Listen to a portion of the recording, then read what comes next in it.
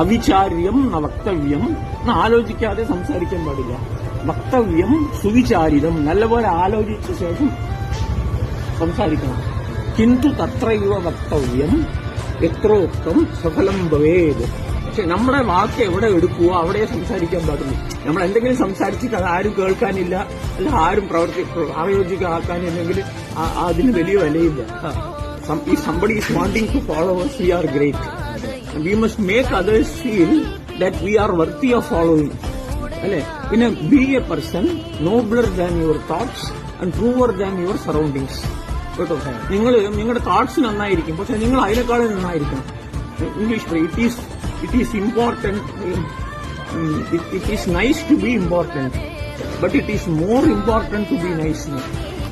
നിങ്ങൾ എല്ലാവരോടും നൈസായിട്ട് സംസാരിക്കണമെങ്കിൽ ഓക്കെ, അതിനേക്കാളും നൈസായിരിക്കണം നിങ്ങൾ.